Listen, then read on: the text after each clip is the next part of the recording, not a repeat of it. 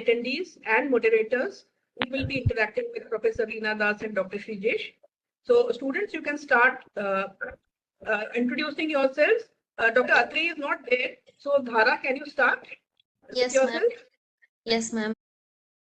Hello, good evening, everyone. Myself, Dhara Satasya, second year PGT from Medical College, Rajkot. Dr. Supriya? Yes, ma'am. Hello, good evening, everyone. This is Dr. Supriya. I'm a second year resident from NMCH Patna.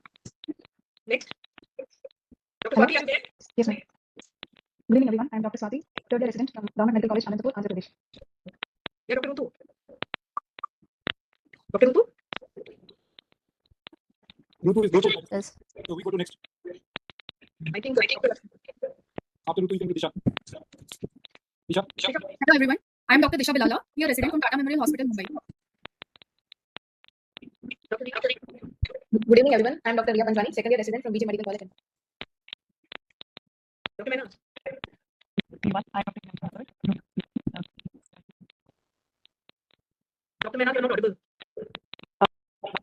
Your voice is breaking. Is it okay? Ma'am, is it okay now? Yes, Yes, yes. Yeah. Good evening. Manaz, I think you should log out and join again. Your voice Yes, is not yes. clear. You can just log out quickly and join again. Okay, sir. So I'll introduce you, Dr. Mena Munawar. She's junior resident 2 from Odisha Medical College and Hospital, Bareilly. The moderators for this session are self, Dr. Deepika Chatterjee, an expert cytopathology from KGS Medical College and Team Hospital, Mumbai, and my colleague is Dr. Kiran Sapru, Professor of Pathology at Al-Azhar Medical College from Kerala. The webinar hosts for today are Dr. Anita Borges from Center for Oncopathology, Tata Trust, Mumbai, and Dr. Sunil Gujral, Professor, Department of Pathology, Tata Memorial Hospital, Mumbai. Certain reminders for the session: if you face connection interruption, low or no sound, video freezing, or video lag, kindly leave the meeting and rejoin with the same link. If the problem persists, please check the internet connection. Number 2, please answer the poll questions if any by typing in the chat box. Please do not send a request for allocation to the presenters because it disturbs the presenters. There are certain disclaimers for the session. Kindly go through them. Some more disclaimers. Now for the upcoming talks, the next talk will be taken by Dr. Anita Borges from Center for Oncopathology, Mumbai. She will be discussing certain surgical pathology cases. It will be aired on the 15th of October at 7 p.m. And on the 17th of October, 7 p.m., there will be histocyto and demand cases for the exam going PDs. Faculty will be Dr. Neeta Purana, Professor of Histology, Mass Delhi, and Dr. Navajit Pali. Yes, sir. Thank you. So let's start. Dr. Reena Das, the stage is yours. Yeah, so Shrijesh will be starting the first case, I think. So, Okay, Dr. Shrijesh.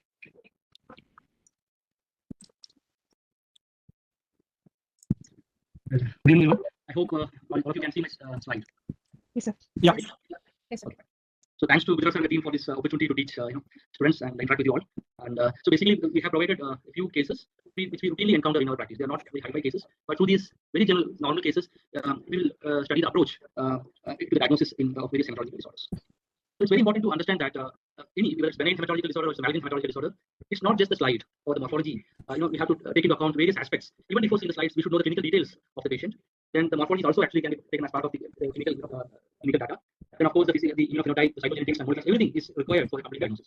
So I would like to stress again that clinical history and the physical findings are very important, and even in the era of molecular genetics, morphology plays a very important role in giving a final diagnosis.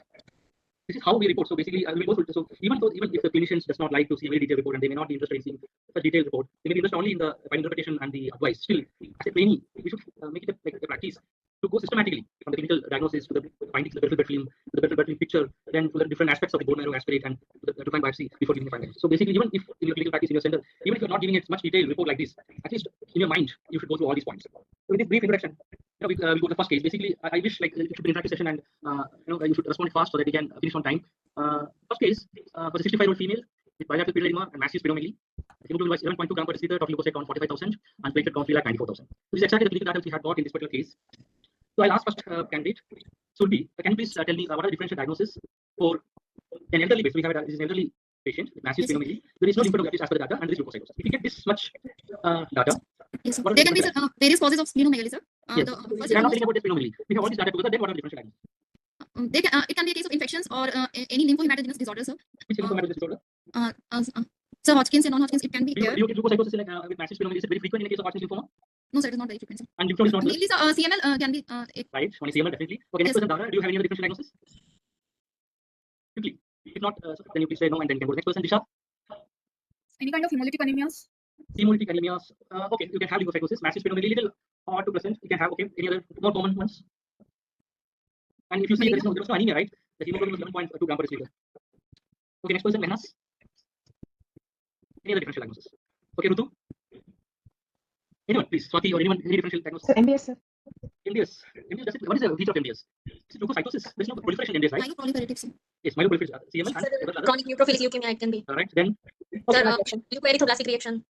right. So basically, we have these differential diagnoses, right? So an elderly person with massive sphenomegaly without lymph nodes and leukocytosis, the most common is myeloproliferative neoplasms, of which CML is the most common diagnosis. We can have the same picture in early phases of PPM, not in late stages, because once the fibrosis starts, then leukocytosis is really uncommon, but in early phases, of course, see in chronic neutrophilic leukemias and chronic eosinophilic leukemias.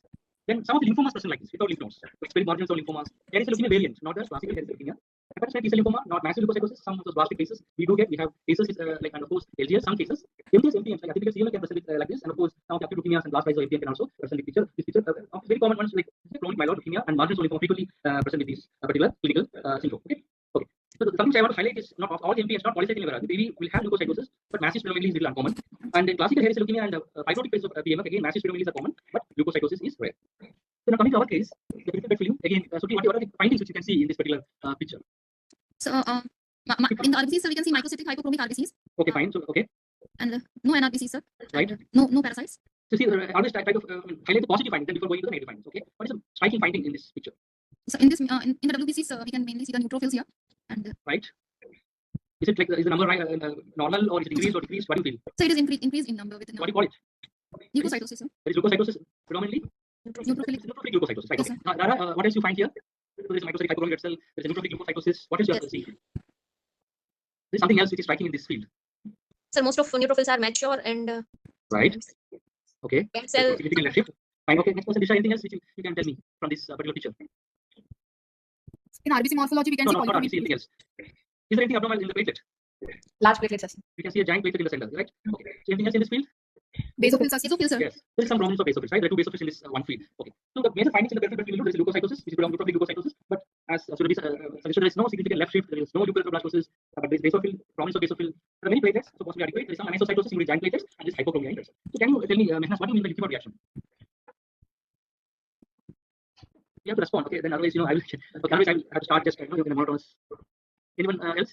What is leukemia reaction? The leukocyte count will be increased to the Right. level of leukemia. However, there will be no signs and symptoms of any leukemia. Okay, partially that. Right. What do you mean by leukocytoblastic picture then? There will be three NRBC, RBCs, 1%. peripheral smear, and along with marked leukocytosis. No, is leukocytosis mandatory for leukocytoblastic picture? Along with premature forms of RBCs, nucleated RBCs are there. No, my question is leukocytosis mandatory to call leukocytoblastic picture? No, sir. No, sir. No, sir. No. Okay. And what is left shift in neutrophils? Presence of all the immature precursors of myeloid series. Right. Okay. So leukemia reaction is a reactive. So it's leukemia. So it's a reactive condition mimicking leukemia, characterized by leukocytosis, typically more than 50,000, with predominance of mature and some immature granulocytes in the periphery. Right. Leukocytoblastic picture is a combination, the presence of immature WBCs plus nucleated red cells. So usually it is associated with some form of bone marrow infiltrating process or plus. But mind you, the leukocytosis is not essential. If you have a leukocytoblastic picture, even with low blast count, it is more dangerous because leukocytoblastic picture can sometimes happen when there is leukocytosis, but a low count PLC with leukocytoblastic picture is almost always unknown. And left shifted neutrophils means some proportion of immature neutrophils, especially band forms in the periphery. So what are the findings in the bone marrow? Yeah, or somebody can you just highlight the abnormal findings in the bone marrow? We can see dwarf megakaryocytes at this part, and Okay, we'll come to that. Okay, dwarf megakaryocyte, you feel like there's a dwarf megakaryocyte, then there's a large population of mature neutrophils, along with many immature forms also seen, like myeloid cells are increased. Metamyelocytes we can see. okay. So there's you think the maturation is normal? Sorry, sir. Is the maturation of myeloid series normal or is there left shift or something else? So we can say there's a left shift. Some degree of left shift, otherwise there is enough maturation. Okay, anything else? Okay, no more. So there are enough megakaryocytes, right? You felt that there is one dwarf megakaryocyte here. Okay. So whenever you evaluate bone marrow, you have to go systematically. Just don't jump to blast or megakaryocytes or something like that. We go in a systematic way. First thing that you have to ask, what is the cellularity? Is it normocellular? Is it hypocellular? Is it hypercellular? What do you think? Hypercellular. Definitely. We could. If it's elderly person, it looks hypercellular. Okay. What about megakaryocytes? I showed two fields. What do you think? Is it adequate or reduced or increased? Okay, there can be a subjective difference, but there are no clusters, they are scattered. Okay, overall, I feel it's like adequate, right? Or is it sufficient? What about erythroid cells? Is it normoblastic or is it megaloblastic? Or is it, you feel that erythroids are less compared to myeloid, something like that? So they are less than the myeloid series. Right. So there's a myeloid preponderance, erythroids are less. And what about the maturation? Is it normoblastic or is it megaloblastic? Predominantly normoblastic. All right, right. So next question you have to ask is myeloid cells. Is it normal maturation at 100% or is there a significant or some degree of significant left shift? What do you think? Okay, so I feel it is like some degree of left shift, but overall the maturation is normal, right? Because you have all forms, like starting from myeloscytes, metamyelocytes, everything is there to neutrophils. Probably only mild degree of left shift. Okay. What do you think? The blasts are increased? I know that it is less sufficient, it's not in hyper, but still, do you think there is a significant increase in the blast? No. No. And do you think there is a dysplasia in any of the lineages? No, sir. Is there a preponderance or increase of eosinophils or basophils? Is there lymphocytosis or plasmacytosis? Something like that? Basophils and eosinophils are based. Okay, some degree there is some excess of eosinophils and basophils. Rather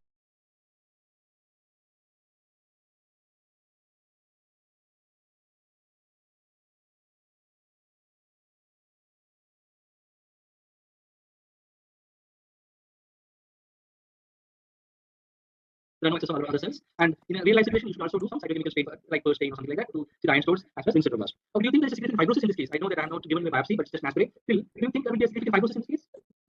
No, sir. No, because the aspirate is very good, right? It's quite cellular. Usually there's a significant fibrosis, we don't get good aspirate. So with this information, so what are the latest findings in bone marrow? It's a hypercellular bone marrow with adequate megakaryocyte, occasional dwarf such as and there is a mild preponderance, normal maturation, right? There are no increase in blast, the maturation is normal, there is no significant dysplasia, and overall it doesn't look like there is a fibrosis. So in the database, we have an elderly person, massive sphenomegaly, there is a neutrophilic leukocytosis in the periphery, some basophilia, platelet anisocytosis, and hypercellular bone marrow with myeloid preponderance. So what do you think? Is it reactive or clonal? And if it is, like, can you justify anyone? Like, please take initiative and please reply. Please respond. Do you think it's reactive or clonal? And what are the points which favor your opinion? It is neoplastic. Clonal. Why? Yes, sir, it looks neoplastic. Why? Yes. The question now, you justify your answer. So firstly, the age of the patient, it's an elderly patient. And Okay. sir, what we see here is a preponderance of the myeloid series in the bone marrow aspirate. Okay. And sir, the lab score, if we calculate it, it seems quite increased. We'll come to that. Okay. Okay. And sir, if we look at that, there's a predominance of neutrophils in the both the peripheral blood smear, and so there is also increased neutrophils and band forms in the bone marrow aspirate. Sir, so Yes. all Sir, basophils in the PS. so basophils are present, yes, sir. Okay. So even these points, elderly, can you get neutrophilic, reactive neutrophilia in elderly? Yes. Yes, sir. You told high lab score, can you get neutrophilic? It's a feature of reactive neutrophilia. Then what you told that there are band forms and myeloid excess in the bone marrow, you can, like, if you do a bone marrow examination in a patient with reactive neutrophilia, you find it, right? The only point you told is basophilia. Of course, basophilia favors a neoplastic process over. So if you see, what are the clinical and laboratory findings which will favor a neoplastic process over a reactive process? No, Yeah, so we don't have a history at least of fever. We believe that this patient didn't have fever, so there is no evidence of infection or inflammation. Again, you should take history of drugs. So this, any history of infection, inflammation, favor reactive process. Presence of fever will favor reactive process. Massive sphenomegaly favor neoplastic process, right? Now the leukocytoplastic is not there. If it was there, it would have favored neoplastic process. Absence of neutrophilic toxic granules and Dole bodies, again, these are seen usually in reactive process. The absence favor in neoplastic process. Neoplastic process. Excess of blast in blood or bone marrow, again, favor in clonal process. Basophilia favors in neoplastic process. Some degree of platelet anisocytosis can be seen in reactive, but a significant platelet anisocytosis usually favor a neoplastic process. Again, if you come to the bone marrow, abnormal megakaryocyte morphology if present or a myelofibrosis if present will favor a neoplastic process. These are general features which I am telling you. Now, of this, again, if you do biochemical evaluation, high vitamin B12 and high LDH again will favor neoplastic process because these are like soft pointers to distinguish between a reactive and whether it is a neutrophilia or whether it is a eosinophil. They are general points I'm telling you. Now, in this, so these are the features like if you have a toxic granules or if there are vacuoles, this will favor a reactive process. If there is a significant platelet anisocytosis, something like this, if the teardrop cells, these favor a myeloproliferative neoplasm. The only bodies, if it is present, it will can be seen sometimes in again MPNs, but usually seen reactive process, basophilia, of course. Then megakaryocyte morphology is very important in the classification, diagnosis and classification of myeloid neoplasms like dwarf megakaryocytes, favor CML, hyperlobated megakaryocytes like Stackholm, we say it will favor essential thrombocythemia, whereas significant granulocytes or megakaryocyte dysplasia, clustering, hyperchromasia, and these favors myelofibrosis. So we have to take into account all these features. Any cytochemical stain which will distinguish reactive from neoplastic process? Lab, right? The lab score. So if the lab is low, it is very low. So the lab is low even in the case of neutrophilia, isolated neutrophilia, even for leukocytoplastic picture, it might represent an early phase of CML. So low lab is very important, but high lab can be seen in any leukemia reaction. So the high lab does not have that kind of significance, but low lab helps diagnose CML in a patient presenting with isolated neutrophilia. So there are so many causes. I am not going to the theoretical part, but remember that CML presents with low lab. Majority of the cases, not all cases. There are some MPNs like polycythemia vera presents with high lab. So this patient is an elderly patient, massive sphenomegaly, basophilia, platelet anisocytosis. So this generally, it favors a neoplastic process. Now, what are the differential diagnoses in this patient? If neoplastic, what are the possibilities? Chronic neutrophilic leukemia, sir. Okay.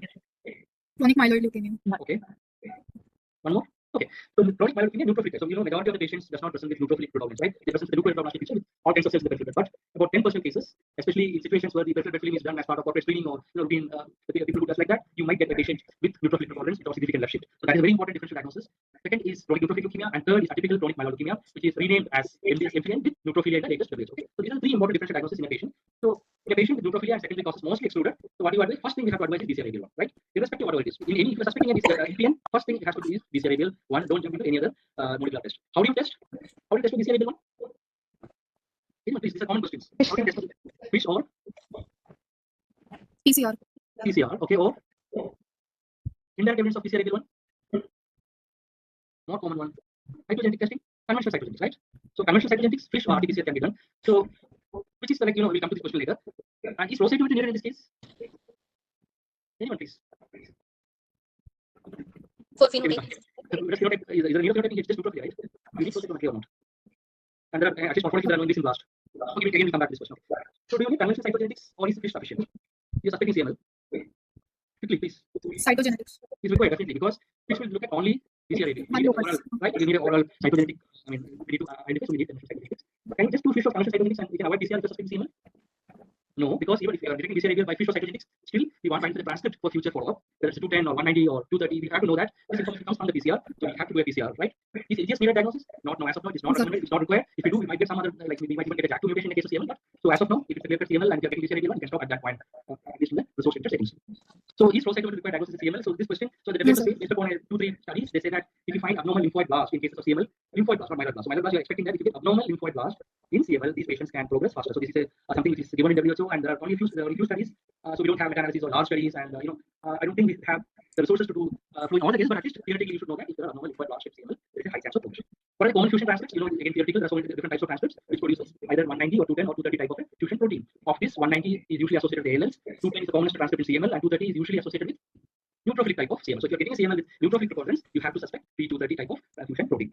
So in this case, CML is excluded. So what next? We have to review the morphology. Is the TLC more than 13,000 or is it more than 25,000? So in this case, it is more than 25,000. Are there more than 10% images in the peripheral blood? We didn't get. Are there blasts in the PB? No. Are there monocytes more than 10%? Again, no. I don't think there are more than 5% blasts. Is there significant granulocyte dysplasia? No significant dysplasia. So these favor a chronic neutrophilic leukemia over an MDS or MPN with neutrophilia, right? So you can read about the criteria of CML and atypical CML. So atypical CML is suspected if the count is more than 13,000, there are more than 10% images in the peripheral blood, some degree of dysplasia, right? And the monocyte should be less than 10%. So this is a flowchart to how to approach a suspected neoplastic cause of neutrophilia. First, exclude CML, then you see the morphological findings to see if it can fit an atypical CML or MDS with neutrophilia. If not, you see if it fits with the chronic neutrophilic leukemia. So this is the criteria. Again, I'm not going into details. What are the molecular markers which should be tested? If you go through the diagnostic criteria, you need to exclude some translocations and you have to do test for some mutations, especially CSF3R. So this table gives the comparison of the different differential diagnosis for patients presenting with neutrophilia. So CSF3R is the most common mutated gene in CLL. It's almost like pathognomic, but we can also have other mutations inside DD1, JAK2, and KRAS. So you can have a spectrum of mutations. But one of the essential criteria is the exclusion of tyrosine kinase fusions. You know that they are PDGFR, AD, FGFR1, JAK2, all those things. So once you exclude CML, you exclude morphologically, you exclude atypical CML, then you do these translocation tests for these translocations, and it is better to go for NGS as the next step to look for mutations in these genes. So in this case, there was mutation both JAK2 and CSF3R, and a diagnosis of chronic neutropenic leukemia was offered in this.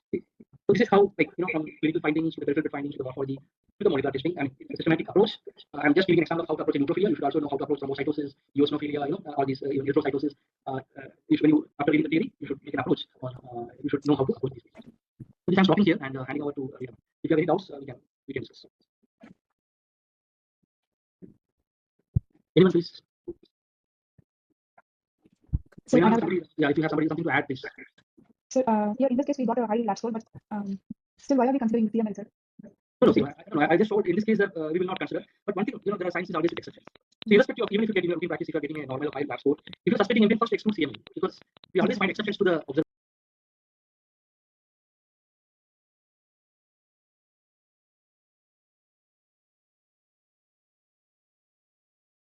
And the CML, even CML at different stages, lab can be increased. So based upon just one point, based upon just lab score, you should not exclude CML. The CML is the commonest MPN, and you should always exclude CML before going into other MPNs. Okay. Anything else? Are you able to see my slides? Yes, ma'am. Okay, so after seeing how you approach a case of neutrophilia, we will just take a couple of cases of anemias. And when we talk about anemias, we have to realize that it is basically really a disease by itself, and you have to find a cause for the anemia. So anemias are not a very easy thing to approach. However, when we talk about anemias, we know that most of the anemias are acquired anemias more commonly, and among them we know that in a country like India, nutritional anemia is the commonest type of anemia which is there. But we also have to keep in mind that there could be some of the hereditary anemias which are there. And when we look at the hemoglobin levels, the most important test which comes to my mind is probably the reticulocyte count. And like I always tell my students that it is not just when there is anemia or not. When the hemoglobin is normal, even then the reticulocyte count is important, depending on whether the patient has presented with jaundice or things like that. So if you see a history of jaundice and cholelithiasis, splenomegaly with or without anemia, the reticulocyte count is important to be looked at. And at that time, you must also think whether this is an acquired condition or a genetic condition.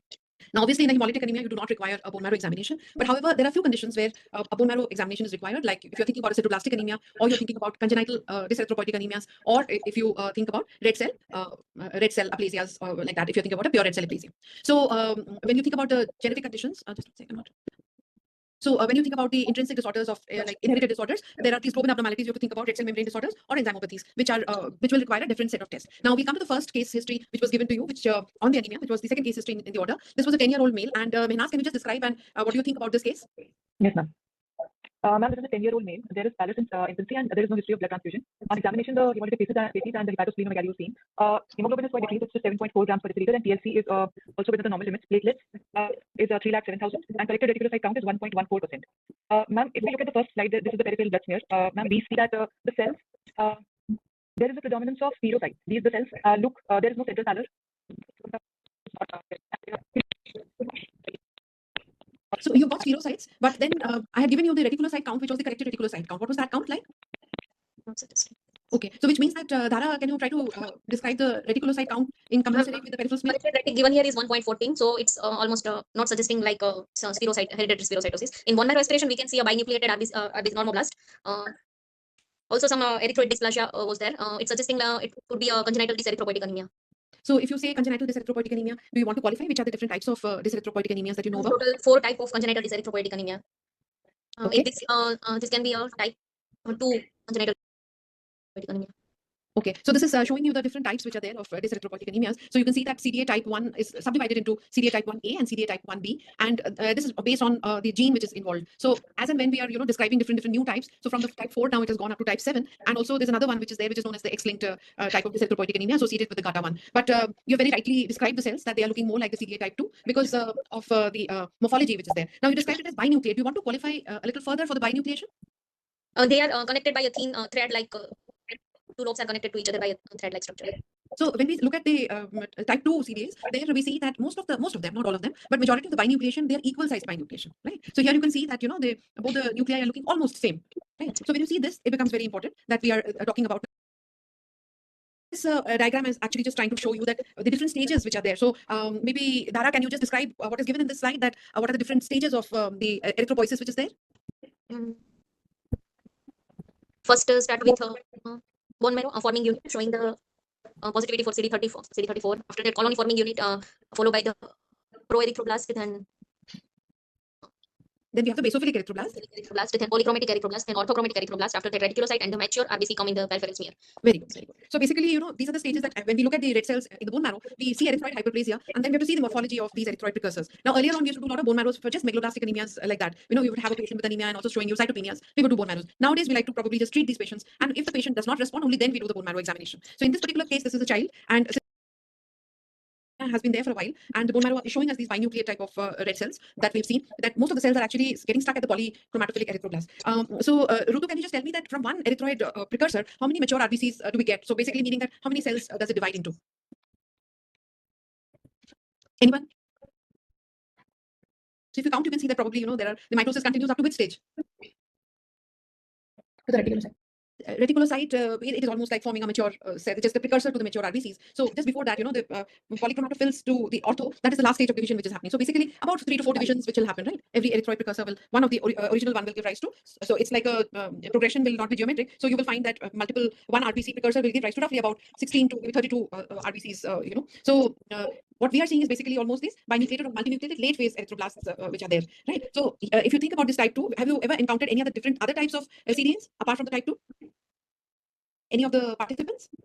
No. So why? Because these others are quite rare. That's why. So morphologically, since the type 2 is easy to see, it is a good idea that morphologically we are able to pick up. The others also show a lot of but like a particular thing like in CDA type 4, where the KLF1 gene is involved, then you will find that the patient will present with a high fetal hemoglobin. Despite receiving multiple transfusions, you will find this kind of a finding. So in the GATA1, because it is an X-linked type of CDA, you will find that mostly the patients who present are males, because it is there on the X chromosome, this GATA1 gene, right? So there are some small differences which are there. Depending on that, the clinical presentation will be there. And type 2 is the most common type of CDA that we see. Now in our population, we have seen that there is a particular type of mutation which is common. This is just for your information, because this particular variant, which has been written here as the C.1385A to G, this is just showing you a chromatogram of showing you that from A it has become G homozygous, meaning that this is an autosomal recessive disorder. Majority of the CDAs are autosomal recessive.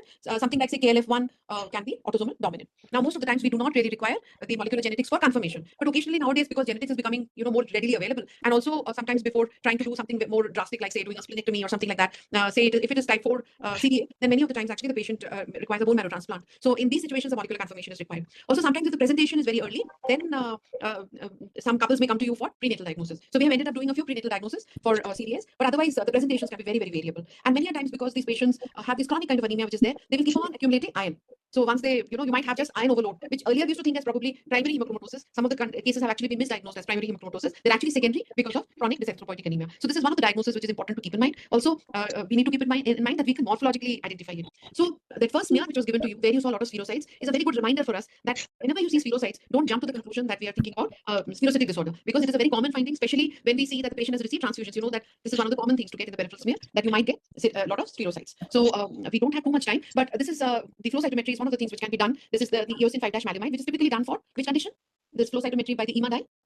Hereditary Hereditary spherocytosis. spherocytic anemia. Very good. Yes. So for hereditary spherocytosis, also we find a similar finding that the mean fluorescence intensity is lower in the patient compared to the controls. So the thing to remember about this test is that when you are doing the test, at least 5 to 6 normal controls for the same day is required, and that will give you an average of the EMA test mean fluorescence intensity and you can see it reduced in hereditary spherocytosis as well as in cases of CDA type 2. So in hereditary spherocytosis, you will find that the reticulocyte is increased. Here you will find that the reticulocyte count is reduced, right? Okay. So we have come to this diagnosis now. Maybe Swati can describe this case 3. Yes, ma'am. This is a 25-year-old female who is a known case of promyelocytic leukemia, completed induction therapy with ATRA and APO, and underwent bone marrow examination for evaluation of treatment response. Patient had severe pallor at the time of bone marrow examination. The first slide shows Welker's smear showing erythropenia. Very good. So you're basically trying to see what morphology is there, and really nothing is really helping you too much except the fact that the RBC numbers are reduced, right? Yes, ma'am. And there's no leukocyte which is seen in the smear, but you have adequate numbers of platelets. Yes, ma'am. So somebody has written that we have macrocytes and teardrop cells. We don't see much of teardrop cells here. Maybe one cell is becoming a bit teary, but nothing very major, right? Okay. Then we have the bone marrow smear. And the bone marrow looks hypocellular. So hypocellular means because I haven't really given you the particles, so difficult to say. It could be diluted also, but when we talk about the cellularity, it's better to just stick to the particles. If you see the particles, then you talk about cellularity. Otherwise, it's safer not to talk about the cellularity.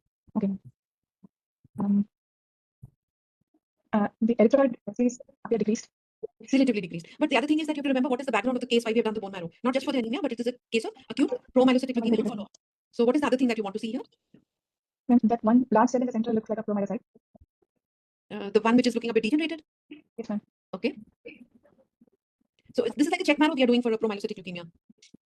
So we don't really have any abnormal promyelocytes. Patient has responded to the therapy. Very good. So you are seeing a good response to the therapy. That you have seen many neutrophils. So that means at least your chemotherapy is working very well. And like you have mentioned that the erythroid response is not very good, because we expect that if there is anemia, then how much should the bone marrow respond if there is anemia? Sorry, ma'am, I don't get the question. So supposing a patient has anemia, what is the capacity of the bone marrow to respond to? Roughly about 6 to 8 times, the bone marrow can respond. So if you get anemia, ideally you should see erythroid response. Here you're seeing a little less response compared to what you should normally see. But since it's a check marrow, we are seeing a good response for our chemotherapy, and that is something to note and is important. Okay. Then again, I think similar kind of finding, and this is the pearl stain that we have seen. It shows sclerotic granules around the nucleus. Very good. So multiple granules actually, right? Yes, ma'am. So this is looking like looking like a sideroblastic anemia. So the conditions that we talked about, that when you get a anemia and the bone marrow is not responding enough, and you have to think about that there is an ineffective erythropoiesis. So all these conditions where the marrow is inadequately responding, or the marrow is responding and you are getting intramedullary death of these erythroid precursors, we have to think that this is like an ineffective erythropoiesis which is happening. So this patient is an adult. So what are you going to think about in this case? Do you think this is a congenital condition or is it an acquired condition? It's an acquired condition. You think it's acquired? Very good. So which are the conditions, acquired conditions where you can get sideroblasts, ring sideroblasts? Cytotoxic effects of drugs, cytotoxic drugs. Okay. Lead poisoning. Lead poisoning, very good. Which is the common one that we get? Alcohol. Alcohol, okay. But you Antitubercular will not drugs. end up with doing a bone marrow probably. Possibly. Ma'am, MDS with ring sideroblasts. Very good. That is one of the conditions. Then also some of the drugs, like I think somebody said antitubercular. Antitubercular, yes, ma'am. Yes. Very good, very good. Okay. So sometimes you can get, especially with isoniazid, is one of the drugs which is very commonly associated with ring sideroblasts. Okay. So yeah. So maybe is this Dhara is there? So Dhara can describe this case. Yes, ma'am. 10-month-old male child, progressive pallor, history of multiple packed RBC transfusion, no jaundice, no hepatosplenomegaly. Hemoglobin is 4.2 gram per deciliter. Total count 20,200. Differentials are neutrophil are 18, lymphocyte 74, and mono are 5. Platelet are 3,14,000. MCV is 58.3, and retic count is 2.5, and corrected is 0.8. MCH, MCHC are 50 and 25%. RDW is 37. Serum ferritin showing the 1,494 nanogram per ml, which is showing the higher side. Iron was also 288.4 microgram per deciliter. TIBC is 328, and saturation is 87.87%. B12 and folate are normal. Bilirubin is in the normal range, and the LDH is also in the normal range. Ma'am, basically based on this, I can see the iron overload is there. Absorption of iron is normal, but there mostly are no utilization of iron not occur properly. Bilirubin is normal, so there is no hemolysis. LDH is also normal. There is no any organomegaly. So all these things suggest that there is mostly no any hemolytic causes. So we have to look for any bone marrow failure syndrome. Okay, I think you're on the absolutely correct track. The serum ferritin is high, but do you think it's like a primary increase or is it a secondary increase of serum ferritin? Mostly due to multiple transfusion, secondary increase. Secondary increase. So here we have a child who has received transfusions at a very early age. Already the child is 10 months old and we are saying history of multiple blood transfusions. So that itself is, seems like something is happening in the bone marrow. Usually, what do we think about this total leukocyte count? They are increase in infection ongoing along with this. Infection, or sometimes when the bone marrow is trying to respond, also we see that the TLC may be on the higher side, Yes, because the marrow is trying its best to come up, but for some reason the erythroids are not really responding that much, right? So, so this is the peripheral smear where I think the RDW is quite high. But what are the different types of cells that we can see here? Mostly that packed RBC transfused RBCs are seen, and some Very good. So basically, it's very difficult to interpret smears which are post-transfusion. And as hematologists, we always try to say that, better not to look at the smears where you have this kind of population, and because you don't know the true picture. Because some of the RBCs are looking normocytic, normochromic, but we are also seeing some spherocytes in this smear. And basically, the effect of post-transfusion, quite rightly, you have said that, right? And the platelets are looking fine. Again, we don't have any leukocytes on this particular smear. So we are basically seeing microcytic hypochromic anemia, but it got modified because of the multiple transfusions that this patient has got. So the low retic count percentage is telling us that we're dealing with a hypoproliferative anemia. The increased serum ferritin and iron is telling us that probably it is not just primary but also secondary increase in serum ferritin. The B12 being normal and folic acid being the serum folate being normal is expected because so many transfusions are there. So the peripheral smear looks like dimorphic picture, but we have to this is the kind of table telling you the different types which are there. Now you'll find that a lot of it is not aligned with this particular case, because we are talking about this is like just the differential diagnosis of microcytic hypochromic anemia. But here the commonest cause probably of microcytic hypochromic anemia will be what should be? What do you think it should be? Is Priya there? Priya, what would be the commonest cause of microcytic hypochromic anemia? The patient has iron overload, so iron deficiency is not a cause. No, this table, differential diagnosis table is just telling you about not this particular case, but in general. In general, iron deficiency. Okay. And what about the beta thalassemia trait? What is the frequency in the country? It is high in the Mediterranean population. In the High meaning like In what percentage? If I do a screening of the population, I don't know the percentage. okay. Anybody 10 to 15%. in the general population? No, it's about 4 to 5%. But some communities will probably have a higher percentage of beta thalassemia traits. But in general, it would be about maybe roughly we say for India, it's about 4%, which is the kind of rough figure. But can anyone tell me what would you expect in a beta thalassemia trait? What red cell indices will you expect? The patient will have microcytic hypochromic anemia. No symptoms. Patient will not have any symptoms. Then let's not call the person patient. Maybe we can say that the individual has. The individual not having. It will be discovered by HPLC and screening. The patient will not come for. So what will happen to the automated blood cell counts? RDW will be normal or reduced. RBC count will be increased. RDW will be increased. So someone said normal or decreased, and you're saying RDW will be increased. RBC count will be increased. Very good. RBC count will be increased. The RDW will be normal. Then the MCV will be MCH will be decreased. MCV will be decreased. Very good. MCH will also be decreased. MCH will be reduced. So what will be the MCH usually in cases of beta thalassemia traits? Less than how much? It will be usually less than 27. Most of the times it will be less than 27. So somebody has mentioned 30, but 30 would be like normal range of MCH, right? So I'm occasionally being able to see what's coming in the chat box, and it's nice to see that a lot of students are actually responding in that. Very good. And when we see dimorphic red cells and you look at the RBC histogram, you sometimes are able to see a population which is hypochromic microcytic and a population which is like normocytic normochromic. And there are various conditions where you may see sometimes, if you look at the red cell histogram, you may be able to see this kind of situation. So here at the top of the list, we have written dimorphic anemias.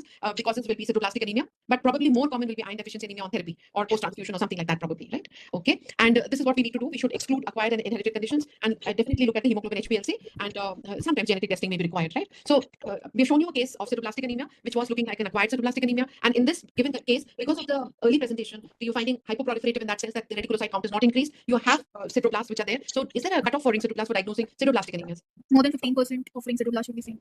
More than 15% of all the cells. And but you must see how many cytotic granules. More than 1 for instance. 5. More than 5. More than 5, and most of the time it should be like perinuclear, because we say that probably they're associated in the mitochondria most likely, right? So this is just giving you the table which is there of the classification of the various types of cytoplastic anemias, and you have many syndromic conditions also. Sometimes you have you think about Pearson syndrome, or these are not very common, of course, but morphologically for the pathologist it's nice to see ring cytoblast. Not a very common condition that we see, but it's nice to see when we see them. But sometimes we are also able to see this basophilic stippling, that like this smear is showing you very nice basophilic stippling, and this smear is also showing you a lot of other changes which are there. Probably some teardrop cells, a lot of hypochromic microcytic cells are also there in this particular smear. Sometimes it's not as apparent as we are seeing here, but when we think about the cytoplastic anemia, the common one, of course, is that you're able to see it more commonly in males, because the X-linked cytoplastic anemia is very common. Now, sometimes if it is not basophilic stippling, then papineuma bodies are also some of the cells in the peripheral blood which starts looking like these bluish dots. If you do an iron stain in the peripheral smear, you'll be able to see these as cytotic granules, right? But we don't really do the iron stains that very frequently in the peripheral blood.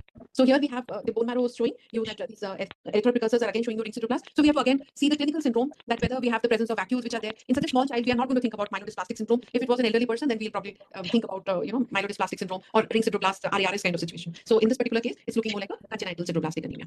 So we have kind of discussed all this, and because we don't have too much time, I think I'll hand over to Dr. Shrijesh to continue with the other cases which have been given to you.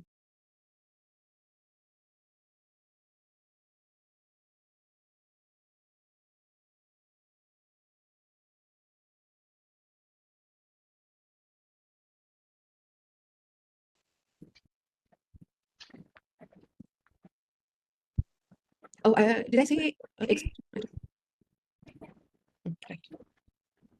Can you hear me? Yes, sir. Thank you. So I'll go to the next case. So this is case 5. Okay. So 1-year-old male child with history of pneumonia and multiple infections from 1 month of age. Okay. So can somebody like Mati, can you just tell me what are the salient findings in the hemogram? Anyone please? MCV is decreased, sir. MCV MCV is is low. so do you directly go for MCV whenever you say before MCV? MCV is describe something, no? So first thing is Total count is normal. Total WBC count. okay, again positive findings. Hemoglobin is Yeah, low. there's Sir. anemia, right? Is microcytic hypochromic. Anything else? Anyone else? Neutrophils are reduced and lymphocytes and only monocytes are increased. Okay, right.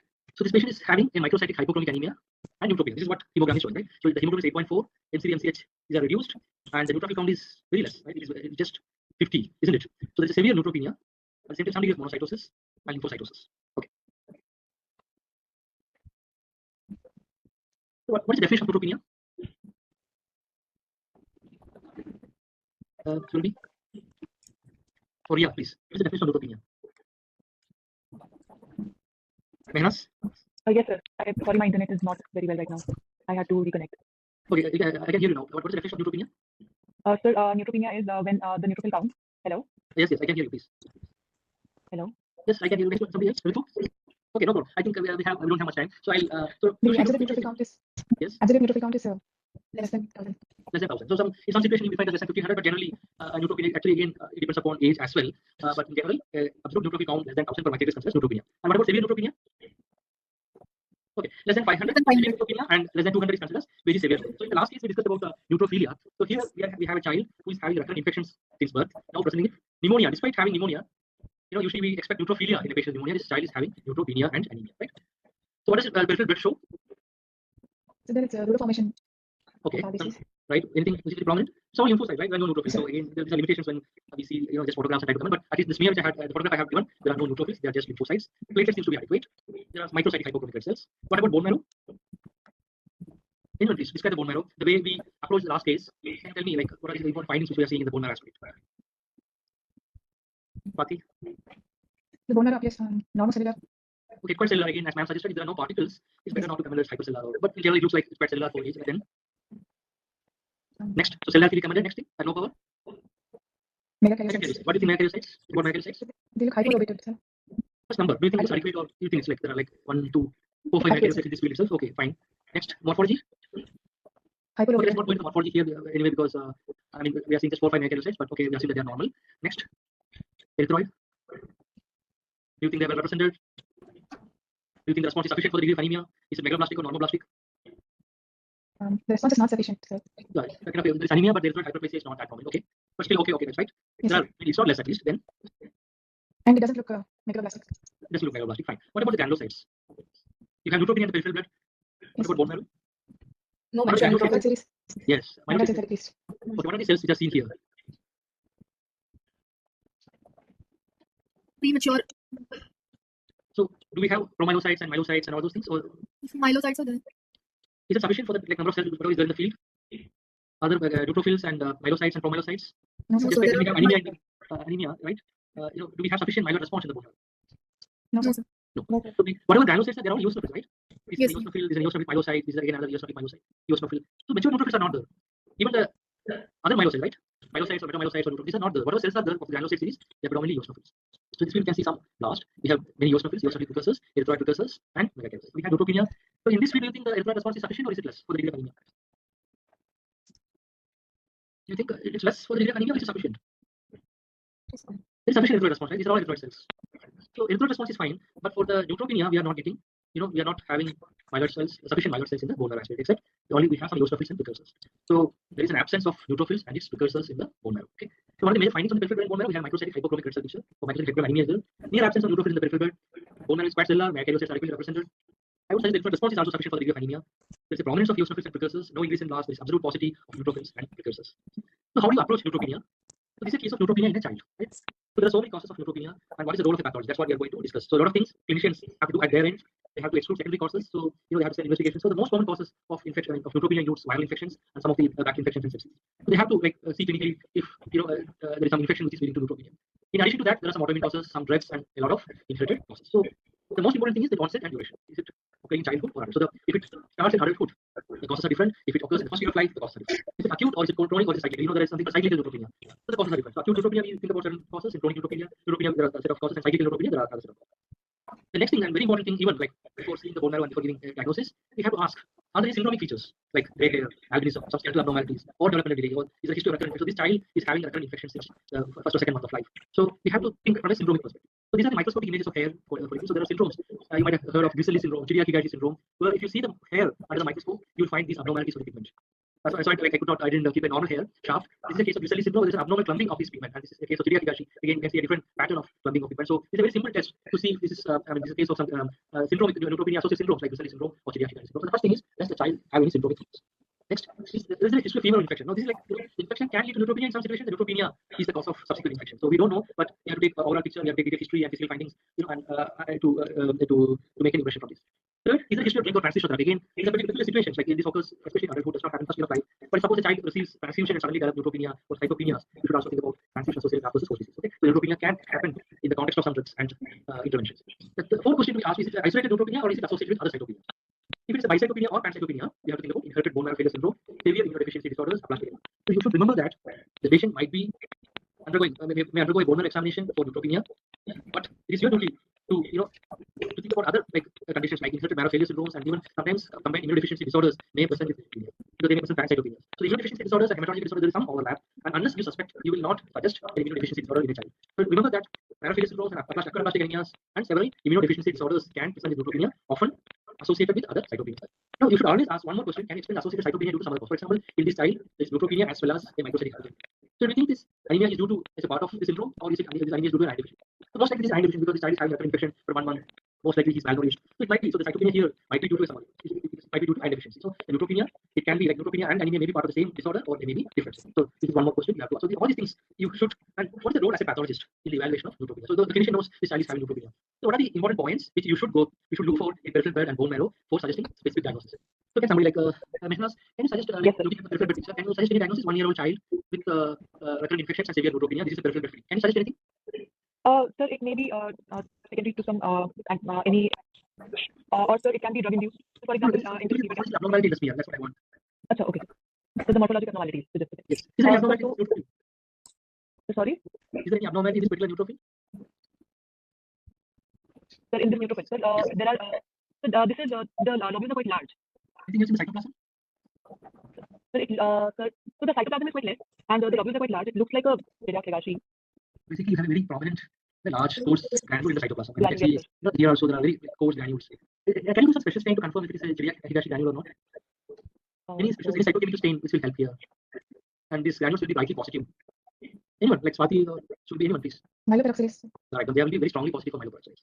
So this is a case of Chidiac. So if you have a patient with neutropenia, as a pathologist, you have to unfold because this patient might have cytopenias, you might have only occasional cells. These granules can be seen in many lymphocytes. So this will be strongly positive for myeloperoxidase, right? So this is a 40-year-old. It's not a child. It's a 40-year-old with a chronic neutropenia. What is not like this? It's taken from action like just to stimulate you to think, and you might occasionally encounter such situations, but it's an opportunity to see such morphological findings. What is abnormality here? At least they described abnormality. You need not diagnose it. This patient having chronic neutropenia warts, and the neutrophils are showing this particular abnormality. Can somebody describe this? Okay, so these are like multiple lobes, and there are these long thin threads, and they are very dark chromatin. Okay, it's hyperlobated, very long, these filamentous thread-like structures which are connecting these lobes.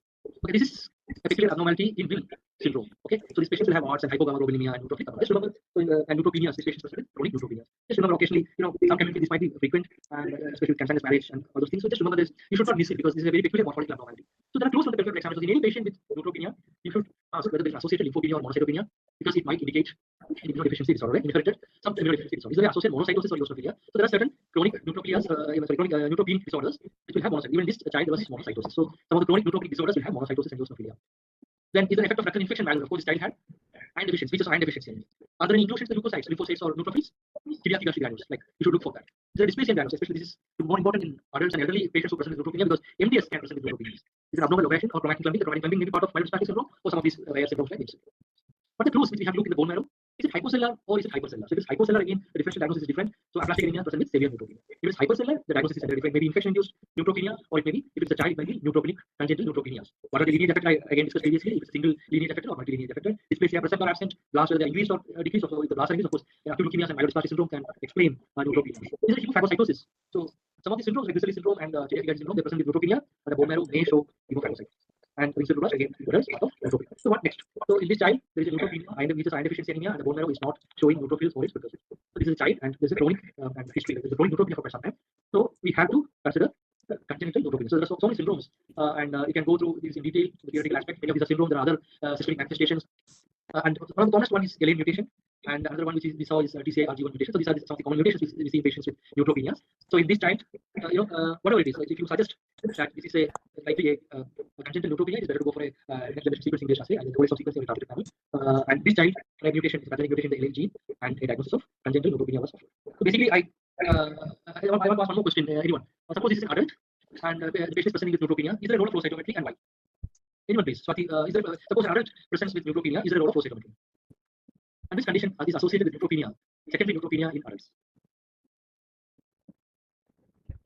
Anyone please? Okay. So they can be associated with aplastic anemia, or so they can be associated with MDS or isolated neutropenia. Aplastic anemia, of course, in adults, aplastic anemia, they present with pancytopenia. MDS In elderly patients, any other cause? Unless you think about it, you will miss it. And CLL?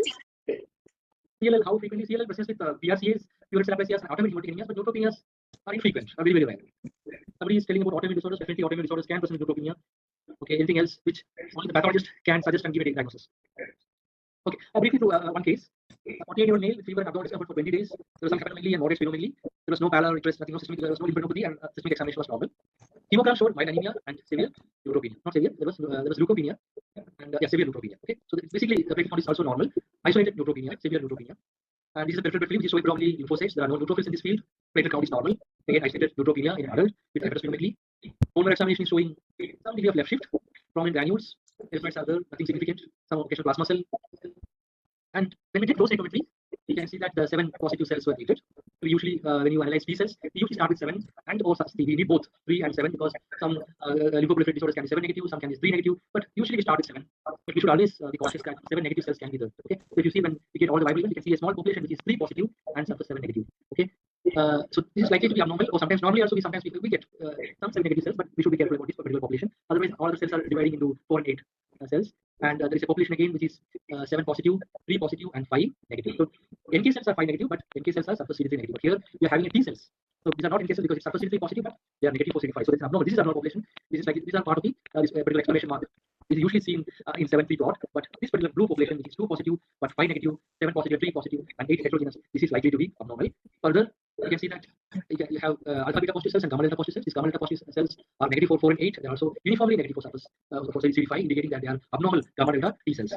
And this is a T cell result. Just you should see that in some it may not be done in your center, but just remember this is how the PCR gamma rearrangement assay. This is the plot of a PCR gamma rearrangement assay. Is showing very prominent single peak, indicating that these gamma delta T cells are clonal in nature. So this was a case of gamma delta T cell expansion leading to neutropenia. So you remember that in pediatric population, in children, you should exclude infections followed by inherited neutropenic disorders. In others, you must exclude secondary causes like AGL proliferation as a cause of neutropenia. So my message for this case is cytosis is almost never missed. You will never miss neutrophilia, you will never miss eosinophilia or monocytosis because you are always oriented towards cytosis. But you should remember that never miss cytopenias in your smear. You should remember the age-appropriate percentages of neutrophils, lymphocytes, and eosinophils and monocytes, and never miss cytopenias because these are very subtle findings. And if you can pick these cytopenias and you can suggest your clinician, you can diagnose several disorders. Many of these immunodeficiency disorders are not uncommon. It might be seen, and most likely we are missing these because we miss some lymphocytopenias and eosinophilia and monocytopenias. So just remember that always, you can keep a chart, age-appropriate normal references when you're reporting, and never miss these cytopenias because it often indicates a significant underlying pathology. And again, I want to highlight that a systematic approach is required.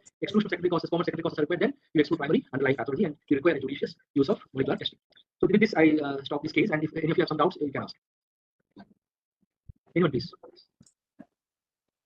In hematology, I come across a lot of cases. My intention through these cases was to just to stimulate you, and I feel you should develop a systematic approach in your reporting.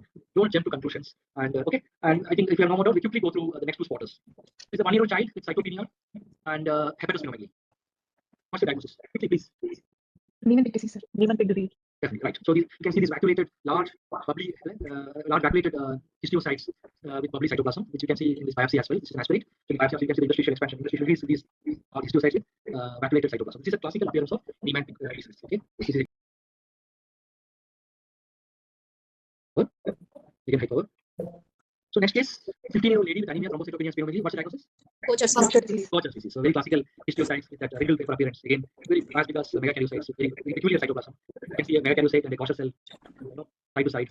And this is how it appears in the biopsy. The very classical cytoplasmic appearance of Kocher cells. So basically, Kocher disease is an autosomal recessive disease. And due to the deficiency of the enzyme beta-glucocerebrosidase, this is required for examination. So there's accumulation of glycosylceramide. The patient presents splenomegaly, anemia, thrombocytopenia. Mind, when you even in adults, some of the adults can present Kocher disease. So it's not just exclusive for children. It can present in adulthood. So special stain, if you do special stain, UTPA is positive, which is diastase resistant. And it can be Pearls positive. Of course, I see this is 68 positive. There are several markers, and mutation testing will help. And currently, enzyme replacement therapy is available. And this is electron microscopic image. Again, we took it from one of the papers. The peculiar filamentous appearance in the cytoplasm of Kocher cells. And Niemann disease is against autosomal recessive disorder. The enzyme affected is lysosomal acid sphingomyelase and accumulation sphingomyelase. So sometimes we see this kind of vacuolated cells in some other situation, but it's very classical of Niemann disease. These are pH negative and positive for lipid stains. Like these are the lipid stains. Sudan black. Sudan black, right? So just to stimulate you, what are these cells? sea blue histiocyte. Excellent. So these are sea blue histiocytes. What are the conditions? Where do you find sea blue histiocytes? CML. Any other example? Any condition with high turnover, right? Like thalassemia can have sea blue histiocytes. Any congenital condition or inherited disorder where you can find these kind of histiocytes?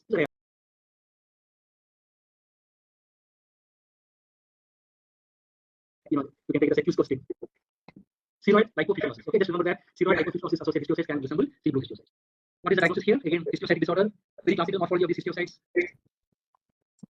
Langerhans cell histiocytes. Excellent. So this is one of our cases, and this is taken from Ashbank. So very classical histiocytes with the grooved cytoplasm associated with eosinophils. So these are Langerhans cell histiocytes. What about this? What do you find? If you look here. So you can find these kind of vacuolated histiocytes associated with tuberculosis or leprosy. Okay, so these are acid-fast bacilli. So you can do AFB in aspirate itself. So if you're suspecting a granulomatous inflammation, and granulomas are less frequent or rarely seen in aspirate, but you find in biopsies. But it is a very good practice to do acid-fast stain in aspirate. And in our experience, the pickup rate is also very high because the bone, the refined biopsy undergoes decalcification, and it is very harsh. Acid-fast basically they might not be seen, but you can do on the aspirate. So if you find this kind of vacuolated histiocytes in the patient suspected of tuberculosis or leprosy,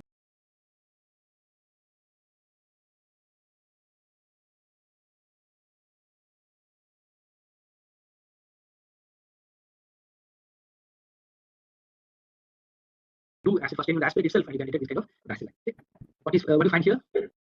Here. Can you tell me? Phagocytosis. All right, these are hemophagocytes. Very nice. So this is red cell inside histiocyte, green cell inside histiocyte. This is some other nucleated red cells, the hemophagocytic syndrome. Again, this is one of our cases where the patient presented with neutropenia. There was complete absence of neutrophils, and his marrow was hypocellular, and it turned out to be a severe combined immunodeficiency. So we do not suspect SCID or other immunodeficiency disorder. We always suspect some hematological disorder. So always a good practice, and we should always think about other disorders which can present pancytopenia and neutropenia. In this case, hemophagocytosis. What about this? The other histiocyte in associated with eosinophilias. What are these?